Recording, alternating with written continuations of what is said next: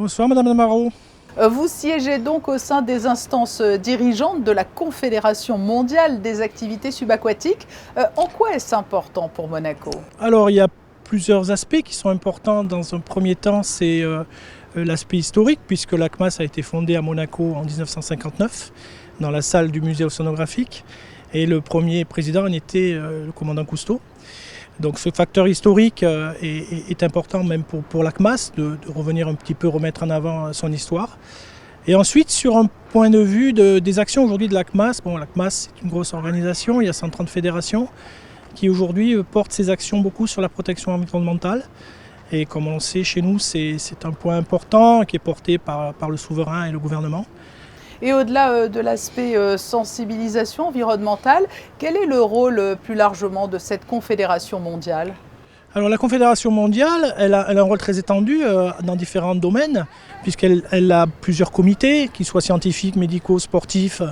Et donc elle relie toutes ces fédérations, elle relie des messages, elle travaille sur des dossiers, des commissions qui touchent les problèmes autour de la plongée, mais aussi du monde sportif subaquatique. Et puis surtout, elle gère les cursus mondiaux, tout ce qui concerne la remise des diplômes et surtout ce qui la relie à la sécurité sur ce genre d'activité qui est quand même un sport classé à haut risque. Donc voilà, c'est un juge de paix pour toutes ces choses-là.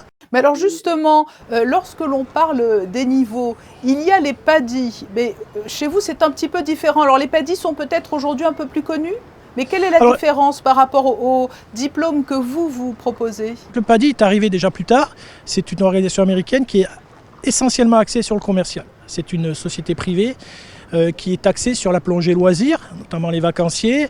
Nous, c'est complètement différent. On va dire que les cursus CMAS sont beaucoup plus élaborés, beaucoup plus stricts en fait, concernent toutes sortes de plongées, notamment la plongée professionnelle. Et c'est tout à fait un autre registre. Et le fait justement que la plongée se soit de plus en plus démocratisée, c'est une activité prisée. Les mesures de sécurité sous l'eau ont évolué parce que cela reste des pratiques dangereuses, hein, bien évidemment. Énormément. Déjà, le matériel évolue. Donc, on a des ordinateurs, on a beaucoup de choses qui permettent de planifier la plongée sous-marine. Mais bien évidemment, le médical aussi qui évolue énormément. On a aujourd'hui la préoccupation du post-Covid. Comment on peut gérer ça? Quelles sont les précautions à prendre pour pouvoir continuer à pratiquer cette chose-là? Et donc, l'évolution des choses fait que nous, en tous les cas, avec notre comité technique de le président et M. Paolo Meardi, on essaye d'optimiser ça pour surtout des règles de sécurité. Oui, et plus généralement, quelles sont vos ambitions, Jean-Marc Goiran, à la tête de la Fédération monégasque des activités subaquatiques? Mes ambitions, elles sont simplement de pouvoir un jour transmettre ce que nous avons bâti. Moi, c'est surtout développer aujourd'hui cette image d'une fédération historique, bien sûr, mais surtout très professionnelle, pas professionnelle, mais très pointue sur tout ce qui est réglementation, la plongée enfant avec Pierre Frolla qui se développe. J'allais évoquer effectivement Pierre Frolla et son Académie de la mer. Oui. C'est un formidable exemple, hein? C'est un exemple extraordinaire. Alors, bien sûr, aujourd'hui, c'est une structure référence. Hein. Nous, on en entend parler avec tous les gens qu'on rencontre au sein de ces réunions CMAS. C'est parti de... Alors à l'époque, Pierre était encore un apnéiste pour une compétition et on avait des gens comme M. Giordano, M. Meardi qui géraient le passeport jeune. À l'époque, c'est une opération qu'on menait avec l'éducation nationale et de là est partie l'idée de développer la plongée enfant. Et bien évidemment, aujourd'hui, on a une structure merveilleuse au Larvoto. C'est une vraie référence et c'est un peu ça qu'on veut faire à notre échelle sur ce genre d'activité. La dernière question, une question à l'expert. Quel est le meilleur spot pour plonger au monde, Jean-Marc Goiran?